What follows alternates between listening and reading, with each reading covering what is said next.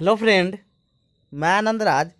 आप सबको के भी देखिए, आज हम सीटेट का 2019 में आपका जुलाई में पेपर वन का एग्जाम हुआ था। पेपर वन यानी 1 से 5 का, उसका हम सीडी पे ले आए हैं। देखिए, प्रीवियस ईयर बहुत इंपॉर्टेंट है सीटेट के लिए। जो 2021 में दिसंबर 2021 का सीटेट देंगे, जो ऑनलाइन होने वाला है। देखिए, प्रीवियस ईयर बेस्ड ही क्वेश्चन पूछा जाएगा, क्योंकि बहुत शिफ्ट में एग्जाम होने वाला है, इसीलिए प्रीवियस ईयर को देखना बहुत जरूरी है। तो आइए हम क्वेश्चन अब डिस्कस करते हैं सीडीपी का। देखिए, पहला आपका क्वेश्चन है कि जीन प्याजे के अनुसार बच्चे। देखिए, हम आपको पहले ही बताया था, जीन प्याजे में जहाँ भी सक्रिय शब्द मिले, समझे, वहाँ पर एकदम आंसर वही होगा। तो समझे, तो जीन प्याजे वाला हम वीडियो भी डाल दिए हैं। जो नहीं देखे होंगे, देखिए पूरा वीडियो देख लीजिएगा, तो जीन प्याजे में उससे आपका एक भी क्वेश्चन नहीं छूटेगा, समझे। तो आइए, पहला आपका ऑप्शन दिया है, ज्ञान को सक्रिय रूप में संचालित करेंगे जैसे जैसे वे दुनिया में व्यवहार कौशल का प्रयोग करते हुए अन्वेषण करते हैं, समझे। तो ये ऑप्शन हो सकता है, लेकिन हम चारों ऑप्शन पढ़ेंगे, समझे। दूसरा ऑप्शन आपका है कि प्रक्षेत्रात्मक अधिगम की प्रक्रिया का अनुसरण करते हुए दूसरा, ये आपका बंडूरा बताया है। तो ये आपका ऑप्शन नहीं होगा। जो आपका बंडूरा थे, बोले थे बच्चा दूसरों को देखकर सीखता है, तो ये आपका ऑप्शन कट जाएगा। उत्पन्न अनुक्रिया, ये आपका थोंडाइक का है, तो ये भी कट गया। और दंड पुरस्कार बोले थे, जिस ऑप्शन में रहेगा ऑप्शन कट जाएगा। तो आपका कौन हो गया? जहाँ भी आपको सक्रिय शब्द मिले, देखिए ये सब आपका टैग वर्ड हुआ, समझे। आंसर मतलब अति करने का, तो ये सब वर्ड याद रखिए। अन्वेषण मिल गया, ये सब क्या हुआ आपका? टैग टैग वर्ड हुआ। सक्रिय मिल गया, अन्वेषण मिल गया, ये सब क्या हुआ कि टैग वर्ड होती है। ये सब याद रखिए, ये सब पॉजिटिव वर्ड होता है। जिस ऑप्शन मिलेगा ऑप्शन सही होता है। तो पहला के आंसर क्या हो जाएगा? 1 नंबर हो जाएगा।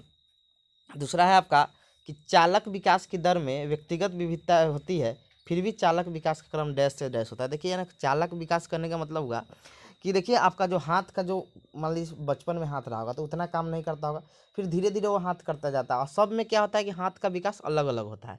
तो वही कर हाथ या कोई भी चीज़ हो, पैर हो, किसी का विकास हो, चालक जो काम करने, यानी जिसको हम लोग बोलते हैं मोटर डेवलपमेंट, समझे, यानी गति करने के लिए।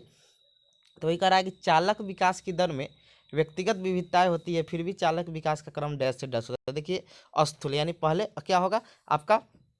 स्थूल यानी अपरिष्कृत चालक विकास, परिष्कृत सूक्ष्म चालक विकास, यानी इंग्लिश पढ़िएगा, gross motor development, fine fine motor development से होता है। यानी आपका 3 नंबर ऑप्शन हो जाएगा, समझे। और देखिए, आपका जो ये सब ऑप्शन है आपका शीर्षगामी सर्वगामी, तो ये तो विकास होता है, विकास का दिशा होता है, समझे। तो ये आपको विकास के सिद्धांत में ही पढ़ना है, विकास के सिद्धांत भी हम पढ़ाएंगे। तो यहाँ पर एकदम आपका चालक विकास की दर से रहेगा व्यक्तिगत विविधता, तो याद रखिएगा, स्थूल यानी बड़ा से मतलब सूक्ष्म की ओर होता है, यानी आपका ग्रॉस मोटर डेवलपमेंट से फाइन मोटर डेवलपमेंट की होता है, यानी C नंबर आपका ऑप्शन हो जाएगा। तीसरा क्वेश्चन है कि वह अवधि जो वयस्कता के संक्रमण की पहल करती है उसे क्या कहते हैं। यानी कह रहा है कि the period that the period that initiate the transition the adulthood, यानी कह रहा है कि जो वयस्क अवस्था होता है उसके संक्रमण की पहल कौन करता है। तो देखिए, आपको मालूम होगा कि किशोरावस्था के बाद कौन अवस्था आता है आपका? वयस्क अवस्था आते हैं, यानी उसी को हम पौधावस्था भी कहते हैं। तो ये क्या हो जाएगा आपका? तो उसी किसको पहल करता है? तो आपका जो किशोरावस्था होता है वही आपका किसका पहल करता है? वयस्कता का पहल, यानी संक्रमण करता है, समझे। तो इसलिए ऑप्शन 3 का क्या हो जाएगा आपका? किशोरावस्था। ये सब मध्य बाल्यावस्था, तो ये सब तो होगा नहीं, ये सब आपका पहले ही होता है, यानी दूसरा अवस्था है। पहले होता है शैशवावस्था, फिर आता है आपका बाल्यावस्था, फिर किशोरावस्था, तब आता है पौधा या व्यस्तावस्था, उसी को बोलते हैं। तो 3 के क्या हो जाएगा आपका? 1 नंबर हो जाएगा। आइए, 4 नंबर में कह रहा है कि एक बच्चा तर्क प्रस्तुत करता है कि हिंज को दवाई की चोरी नहीं करनी चाहिए, वह दवाई जो उसकी पत्नी की जान बचाने के लिए जरूरी है, क्योंकि यदि वह ऐसा करता है तो उसे पकड़ा जाएगा और जेल भेज दिया जाएगा। कोहलबर्ग के अनुसार वह बच्चा नैतिक समझ की किस अवस्था के अंतर्गत आता है। यानी कह रहा है कि आप कोहलबर्ग का सिद्धांत जब पढ़ाएंगे तो वहाँ पर आपको आएगा कि 3 स्तर है, और उसमें दो दो सब में स्तर में अवस्था है, यानी 6 अवस्था हुआ। तो उसी में आपका जो एक दंड और आज्ञा पालन है, यानी जब मान लीजिए आप चोरी कीजिएगा तो आपको क्या दंड मिलेगा? दंड मिल सकता है, या अपनी पत्नी के लिए मतलब दवाई चुरा लेनी, आज्ञा का पालन कर रहा है, समझे। तो ये क्या हो जाएगा? दंड एवं आज्ञा पालन विन्यास हो जाएगा। अब मान लीजिए आप चोरी करने जाइएगा तो दंड, मान लीजिए को पकड़ा गया तो पिटाइयो खाइएगा, तो इसलिए क्या हो जाएगा? दंड और आज्ञा पालन विन्यास हो जाएगा। 5 नंबर है, मौखिक संवाद जो बच्चे अपने आप से करते हैं उन्हें ले बैग इसकी क्या कहते हैं। देखिए, आपको बोले हुए थे कि 2-3 साल का बच्चा होता है तो वह अपने कोई मतलब खिलौना से खेलेगा या कोई चीज़ से खेलेगा, तो बच्चा अपने आप उससे बात करता है, तो उसको देखिए वाइगोस्की बोले हुए थे क्या, व्यक्तिगत वार्ता यानी प्राइवेट स्पीच। और आपका पियाजे इसको बोले हैं अहम केंद्रित वार्ता। ये चीज़ याद रखिएगा, एकदम दिमाग में चीज़ हमेशा ये चीज़ पूछा जाता है कि बच्चा जब अपने आप से मौखिक वार्ता करता है, अपने आप से बोलता है, उसे क्या कहते हैं हम लोग, पियाजे के अनुसार अहम केंद्रित वार्ता और वाइगोस्की के अनुसार व्यक्तिगत वार्ता। तो यहाँ किसके अनुसार पूछ रहा है, वाइगोस्की के अनुसार पूछ रहा है, तो आपका क्या हो जाएगा, व्यक्तिगत वार्ता यानी प्राइवेट स्पीच हो जाएगा, एकदम याद रखिएगा।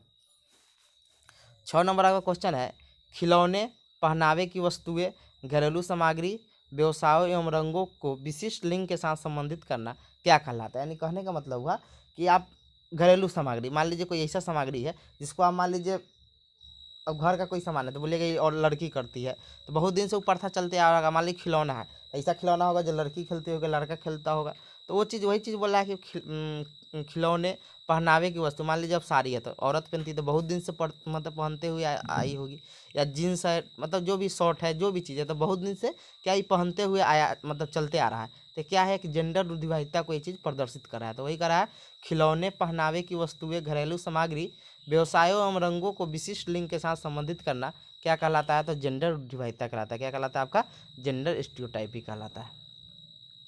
7 नंबर आपका है कि एक प्रारंभिक कक्षा कक्ष में एक बच्ची अपने साथ जो अनुभव लाती है, ऑप्शन आपका देखिए पॉजिटिव आंसर आपको देना है, उसे अस्वीकार अस्वीकार कैसे कर दीजिएगा, उसे उपेक्षा, ये भी गलत, निगेटिव जहाँ भी अब मिले ना उसको काट दीजिए, उसे पर ध्यान नहीं देंगे, और बच गया कौन, यही आंसर हो जाएगा कि उसे शामिल कर उनका संचय करना चाहिए।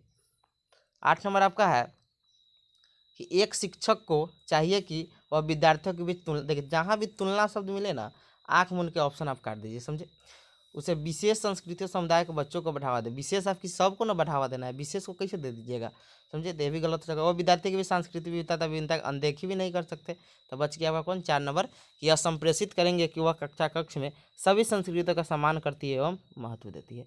तो आपका 8 का क्या हो जाएगा, 4 नंबर।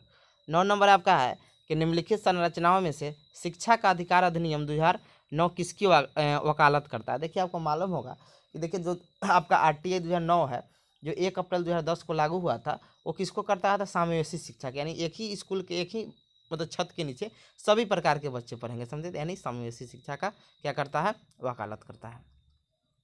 10 नंबर आपका है कि डैश विचारधारा है कि सभी बच्चों को एक नियमित विद्यालय व्यवस्था में समान शिक्षा प्राप्त करने का अधिकार किसमें है, तो आपका समावेशी शिक्षा में, इसमें भी आपका क्या हो जाएगा, समावेशी शिक्षा, यानी आपका 10 का कौन आंसर हो जाएगा, ए नंबर हो जाएगा, समझे, इंक्लूसिव। 11 नंबर क्वेश्चन है, निम्नलिखित में से कौन सा स्तंभ क के बच्चों को स्तंभ ख में उनकी प्राथमिक विशेषताओं को सही मिलान प्रस्तुत करना, यानी मिलान करना है।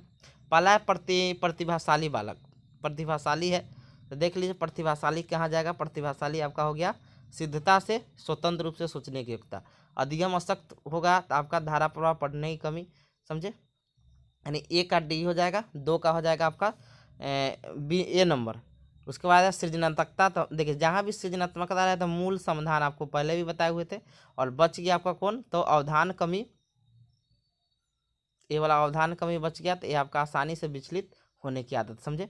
तो आपका ए का देख लीजिए, आपका प्रतिभाशाली बालक किससे मिल रहा है आपका, तो प्रतिभाशाली बालक आपसे मिल रहा था किससे, डी से, तो देखिए डी ऑप्शन किस किस में है, समझे, डी नंबर किस में है, तो डी नंबर आपका ए इसमें है, तो आपका 4 नंबर ऑप्शन पहले ही कटा गया, समझे। अब डी नंबर है सब में है, अब तीनों देखना होगा। बी देखिए सृजनात्मकता, मूल समाधान, अब देखिए 2 का बी किस में है, 2 का बी, सॉरी 2 का ए, यहाँ पर ए है, यहाँ पर धारा प्रभाव पढ़ने में कमी, तो 2 का ए देखिए किस में है, तो 2 का ए आपका बी नंबर ऑप्शन में, यही आपका क्या हो जाएगा, आंसर हो जाएगा। ये चीज़ समझे ना कि देखिए यहाँ ध्यान से सुनिएगा, 11 नंबर हम मिला देते हैं, आप नीचे जाकर चुन लीजिएगा कौन किसके साथ मिलेगा। देखिए यहाँ देखिए प्रतिभाशाली बच्चा क्या होता है कि सीधा सीख लेता है एवं स्वतंत्र रूप से सीखने की योग्यता होता है, तो पहले का क्या हो जाएगा, डी नंबर हो जाएगा। दूसरा का है अधिगम अशक्ता दिया, यानी अधिगम कुछ सीखने में जो कमी है या डिस्लेक्सिया ये सब बीमारी है, तो धारा प्रवाह पढ़ने की कमी हो जाएगा, यानी 2 का ए हो जाएगा। सृजनात्मकता हम बोले थे जहाँ भी रहेगा वो मूल समाधान उसमें रहेगा, के बारे में सोच सकता है, अवधान की कमी होगा तो क्या हो जाएगा, 4 का सी हो जाएगा। अब मिला लीजिए, ए का डी, 2 का ए, 3 का बी, 4 का सी। आइए 11 नंबर में आते हैं। 12 नंबर कि बच्चे प्रभावी रूप से सीखते हैं जब शिक्षक कक्षा में होने वाली सभी घटनाओं में बच्चों को पूर्ण रूप से नियंत्रित, जहाँ भी बच्चा कह दीजिए वो कहते घिवड़ा सीखेगा, इसको काट दीजिए, समझे। दूसरा है वे पाठ्य पुस्तक, बोले जहाँ भी रहेगा याद पाठ्य पुस्तक आँख मूंद के ऑप्शन काट दीजिए। इस सैंपल पर अध्यापक द्वारा लिखे गए उत्तरों की नकल जहाँ भी मिले ऑप्शन काट दीजिए। बच गया कौन? तो विभिन्न गतिविधियों में सक्रिय हम बोले ना, जहाँ भी रहेगा आंसर वही ज़्यादा होता है। अगला 13 नंबर आपका है कि बच्चों को कक्षा में प्रश्न प्रश्न पूछने के लिए आप क्या कीजिएगा। तो पहला ऑप्शन है पूछने के लिए प्रेरित करना चाहिए। देखिए ऑप्शन सही हो सकता है, सही है। और पढ़ते हैं पूछने के लिए, जहाँ बोले ना प्रोत्साहित जहाँ लिखाएगा ना ऑप्शन होता है, लेकिन हतोत्साहित जहाँ भी रहेगा ऑप्शन क्या हो जाएगा? कटा दो। 2 नंबर ऑप्शन कट गया। पूछने की अनुमति नहीं देंगे, ये भी आपका ऑप्शन कैसे नहीं दीजिएगा बच्चा को प्रश्न पूछे, ये भी ऑप्शन कट गया। चौथा है पूछने को रोकना, तो आपका ए नंबर हो जाएगा। पूछने के लिए क्या करेंगे? प्रेरित करेंगे। 14 नंबर आपका है निम्नलिखित में से कौन सी एक मुख्य प्रक्रिया नहीं है जिसके द्वारा सार्थक अधिगम घटित नहीं हो सकता है। देखिए यानी कह रहा है कि निम्नलिखित में कौन सी एक मुख्य प्रक्रिया नहीं है जिसके द्वारा सार्थक अधिगम नहीं घटना, मतलब नहीं पूछ रहा है, मतलब मुख्य प्रक्रिया पूछ रहा है, मतलब मुख्य इसमें से कौन नहीं है। देखिए अब देखिए आपका अन्वेषण एवं पारिस्थितिकी क्रिया आपका क्या होगा कि यह आपका सार्थक अधिगम घटित करने में महत्वपूर्ण भूमिका निभाती है, ये आपका सही हो सकता है। लेकिन निर्देशन और संचालन ये भी हो सकता है, समझे। आपका पुनरावृत्ति एवं अभ्यास हो सकता है। और देखिए आपका किसी बच्चा को अब याद करने के लिए अब याद करेगा, उससे उसको क्या होगा कि वो अर्थ नहीं समझ पाएगा, समझे। तो यहाँ पर कंठस्थीकरण यानी मेमोराइजेशन एंड रिकॉल यानी स्मरण बच्चा को नहीं कराना था, इसीलिए आपका 14 का क्या हो जाएगा आंसर? आपका ए हो जाएगा। देखिए यही क्वेश्चन आपका रहता नहीं रहता ना, तो नहीं रहता तो सोचिए के क्या रहता है, यहाँ पर मान लीजिए नहीं खाली ऑप्शन में नहीं दिया रहता तो ऑप्शन क्या हो जाता है आपका? अन्वेषण एवं पारिस्थितिक क्रिया हो जाता है। लेकिन यहाँ पर नहीं दिया हुआ है तो ऑप्शन कौन हो जाएगा आपका? तो ये 14 का क्या हो जाएगा? ए नंबर हो जाएगा। 15 नंबर आपका है जब शिक्षक को विद्यार्थियों एवं उनकी योग्यताओं के बारे में सकारात्मक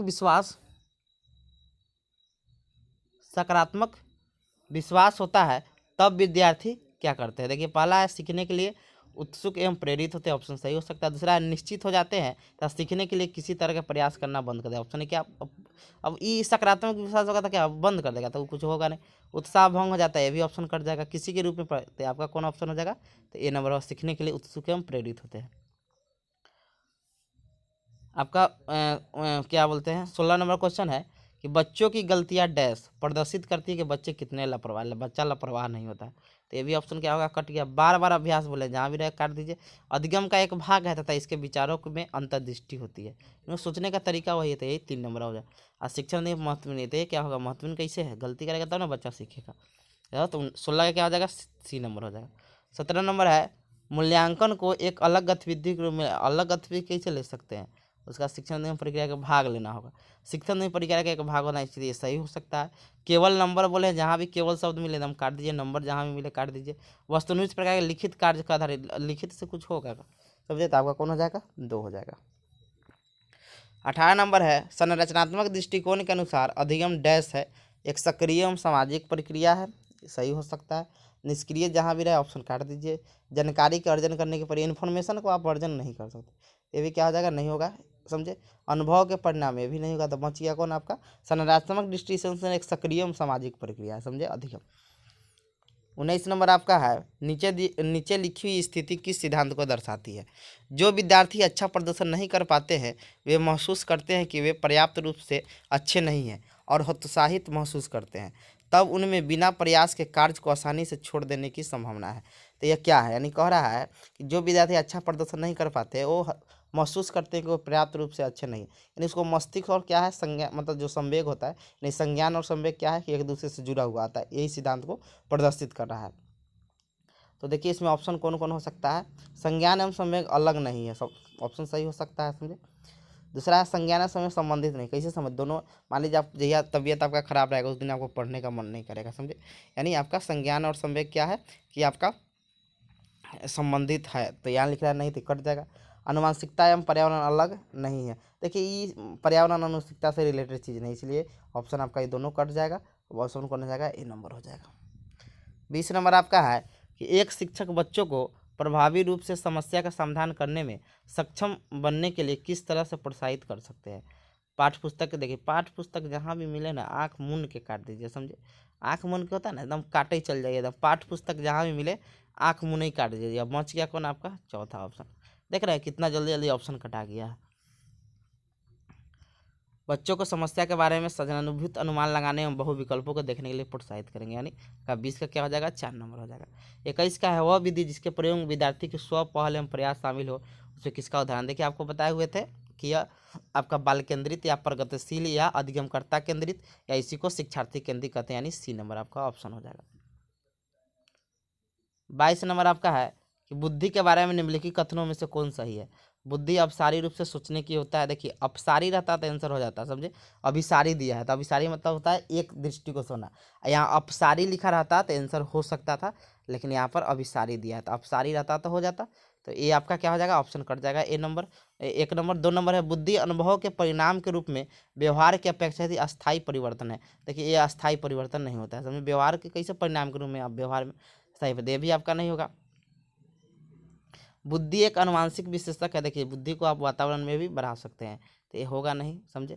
और चौथा है बुद्धि क्या है, एक बहुआयामी है जिसमें बुद्धि परीक्षण के द्वारा पूर्ण रूप से परिमेय न की जाने वाली कई योग्यताएं शामिल है, यानी आपका 4 नंबर हो जाएगा। 23 नंबर आपका है निम्नलिखित में से कौन प्राथमिक समाजीकरण के माध्यम है, यानी प्राथमिक हम बोले थे आंख मूंद की याद रखिएगा, आस पड़ोस एवं परिवार, यानी समझे। तो परिवार देख लीजिए कहाँ आंसर वही हो जाएगा। ये सब क्या हो जाएगा, विद्यालय और मीडिया क्या होता है, द्वितीयक होता है, यानी सेकेंडरी क्या होता है आपका मतलब सोशलाइजेशन की एजेंसी होता है। 24 नंबर है जीन पियाजे के सिद्धांत का के प्रमुख प्रस्ताव है कि बच्चों की सोच बेअक्सों से निम्न होती है। देखिए ऐसा बोले थे, क्या होता है कि जीन पियाजे बोले थे बच्चों का जो सोच होता है ना, मात्रात्मक रूप से क्या होता है, समान होता है, लेकिन गुणात्मक रूप से क्या होता है, भिन्न होता है, समझे। तो वही कह रहा है बच्चों की सोच क्या होते हैं, बेअक्सों से क्या होते हैं आपका निम्न होते हैं। यदि निम्न उम्न होते दोनों मात्रात्मक रूप से समान होता है। बच्चों की सोच बेअक्सों से बेहतर होती है, ये भी बात नहीं, ये भी गलत है। बच्चों की सोच मात्रात्मक से बेअक्सों से या समान रहता है तो आंसर हो जाता है, लेकिन भिन्न दिया हुआ। 4 नंबर ऑप्शन है कि बच्चों की सोच गुणात्मक रूप से बच्चों से भिन्न होती है, ये आपका सही है। 25 नंबर है जेंडर। देखिए जेंडर जहाँ भी मिले तो आंख मूंद के सामाजिक, और सेक्स जहाँ भी मिले तो जैविक याद रखें, यानी बायोलॉजिकल डिटर्मिनेंट कौन है आपका, सेक्स है, और जेंडर आपका क्या है, सोशल कंस्ट्रक्ट, यानी समाज द्वारा बनाया गया है, समझे। यानी आपका सी हो जाएगा। जेंडर क्या है, एक सामाजिक संरचना है, और आपका सेक्स याद रखिए क्या है, आपका सेक्स रहेगा। या मान लीजिए यहाँ पर सेक्स दिया रहता तो आपका क्या हो जाता है, यहाँ पर बायोलॉजिकल डिटर्मिनेंट है, यानी उसमें सेक्स और मतलब क्या रिप्रोडक्टिव ऑर्गन के देखकर मतलब आपका सेक्स का जो निर्धारण होता है, तो उसमें रिप्रोडक्टिव ऑर्गन के आधार पर मतलब आपका जो प्रजनन अंग होता है उसके देखकर बताया जाता है क्या मतलब महिला या पुरुष है, समझे। फिर आपका 26 नंबर निम्नलिखित में से कौन सा विकास के व्यापक आयामों को सही पहचान करता है। देखिए याद रखिएगा कोई भी विकास होगा तो सबसे पहले शारीरिक विकास होगा, तो सामाजिक वाला काट दीजिए, संवेगात्मक वाला काटिएगा, बच गया 2। अब देखिए शारीरिक हो जाएगा तो उसके बाद क्या होता है, संज्ञानात्मक विकास होता है, तब सामाजिक विकास होता है, तब संवेगात्मक विकास होता है, समझे। यानी 1 नंबर आपका ऑप्शन हो जाएगा। 27 नंबर आपका है कि बच्चों और उनके अधिगम के संदर्भ में निम्नलिखित कथनों में से कौन सा सही है। पहला है सभी बच्चे सीखने के लिए स्वाभाविक रूप से प्रेरित तथा सीखने में सक्षम होते हैं, सही बात है, ऑप्शन ए हो सकता है। दूसरा ऑप्शन आपका है कि बच्चों को सीखने के लिए अभिप्रेरणा तथा सीखने के लिए उनकी क्षमता केवल लिखा हुआ है, आनुवंशिकता एवं पर्यावरण लिखा रहता है, केवल नहीं रहता। यहाँ पर मान लीजिए ऑप्शन में 2 नंबर लगता है, उनकी अक्षमता सॉरी उनकी सक्षमता अनुवांशिकता तथा पर्यावरण पर लिखा रहता तो ये ऑप्शन सही हो जाता है, समझे। लेकिन यहाँ केवल अनुवांशिकता दिया है, इसीलिए ऑप्शन क्या अब बता दीजिए, जिस ऑप्शन में केवल लग गया ऑप्शन को आंख मूंद के काट दीजिए, समझे। फिर है बच्चों की सामाजिक आर्थिक पृष्ठभूमि उनकी प्रेरणा और अधिगम आवश्यकता को निर्धारित एवं सीमित करती है, कैसे निर्धारित एवं कर देगा, समझे। और बच्चों की अधिगम हेतु प्रेरित करने के लिए उन्हें पुरस्कृत दंड आप किसी को कैसे दे सकते हैं, तो दंड और पुरस्कृत जहाँ भी बोले थे कट जाएगा, तो ऑप्शन क्या हो जाएगा आपका, तो 1 नंबर हो जाएगा कि सभी बच्चे सीखने के लिए स्वाभाविक रूप से प्रेरित होते हैं तथा सीखने में सक्षम होते हैं। यानी कह रहा है, देखिए ये कह रहा है कि जिस बच्चा का मान लीजिए ये वाला ऑप्शन देखिएगा, नहीं कह रहा है कि बच्चों की सामाजिक आर्थिक, मान लीजिए कोई बच्चा धनिक होगा तो जल्दी सीख लेगा कोई चीज़, चाहे कोई अच्छा समाज होगा तो जल्दी सीख लेगा, समझे। तो ये चीज़ ऑप्शन आपका क्या हो जाएगा, गलत हो जाएगा, समझे। आपका 27 का क्या हो जाएगा, तो आपका ए नंबर होगा कि सभी बच्चे सीखने के लिए स्वाभाविक रूप से प्रेरित होते हैं तथा सीखने में सक्षम होते हैं, यानी 27 का ए नंबर। 28 नंबर है प्रगतिशील शिक्षा, हम बोले ना जहाँ भी रहे तो सक्रिय अन्वेषक वाला याद रखें, नहीं बच्चा सक्रिय रूप से उसमें स्वयं सीखता है, तो स्वयं कब सीखेगा, जब सक्रिय रूप से उसमें शामिल रहेगा। यही तो बोले खाली स्लेट तो ये सब कुछ होगा नहीं, छोटे बैग निष्क्रिय ये सब तो कुछ होता नहीं। 29 नंबर है लेव बाइगोस के अनुसार अधिगम क्या है। हम बोले हैं जहाँ बाइगोस की रहे ना 3 चीज़ याद रखिएगा, सोशल कल्चर लैंग्वेज, यानी सामाजिक सांस्कृतिक भाषा। देख लीजिए सामाजिक कहाँ गतिविधि है, ए नंबर हो जाएगा। 30 नंबर है, निम्नलिखित में से कौन सा पूर्व क्रियात्मक अवस्था काल के बच्चों की विशेषता है, यानी आपका 2 से 7 साल वाला है, समझे। 2 से 7 साल में देखिए याद रखिएगा, वर्तुल प्रतिक्रिया आपका जन्म से 2 वर्ष वाला होता है, आपका पहला का है, पहला स्टेज का। दूसरा अवस्था है पूर्व क्रियात्मक अवस्था। दूसरा लक्ष्य निर्देशित व्यय, ये भी आपका पहले अवस्था का होता है, यानी संवेदी प्रेरक अवस्था का है। अनुकरण भी आपका पहले अवस्था का है, तो ये भी आपका कट जाएगा। बच गया कौन, विचारों की अनुत्पन्नता, यानी बच्चा एक मान लीजिए कोई ताला खोल लेगा तो उसको बंद करने नहीं का, या वो पेड़ पर चढ़ जाएगा और उसको उतर नहीं आएगा, खुंकियाएगा कस के, समझे। तो आपका इसमें बच्चा एक ही प्रकार से सोच पाता है, उसके विपरीत नहीं सोच पाता। जैसे मान लीजिए कि आप बर्फ़ से पानी बना लिए तो उसको पानी से बर्फ़ बनाने नहीं गया, मतलब एक एग्जाम्पल दे रहे हैं, मतलब एक ही वो पक्ष कर पाएगा, दूसरा का पक्ष वो नहीं कर पाएगा, समझे। यानी विचारों की अनुत्क्रमणीयता, यानी ई रिवर्सिबिलिटी किस में होता है, आपका दूसरा का अवस्था में होता है। लेकिन यही आपका तीसरा अवस्था में जाएगा तो बच्चा दोनों पक्ष करने लगता है, समझे। इसलिए कौन हो जाएगा, 4 नंबर हो जाएगा। तो ये आपका CDP का खत्म हो गया। अब इसके अलावा आपका कल होगा, तक थोड़ा चुनाव में बिजी है, कल होगा तो कल तो आपका ये वाला करवा देंगे, कोहलबर्ग और समाज क्या वाइगोस्की का सिद्धांत, समझे। Thank you.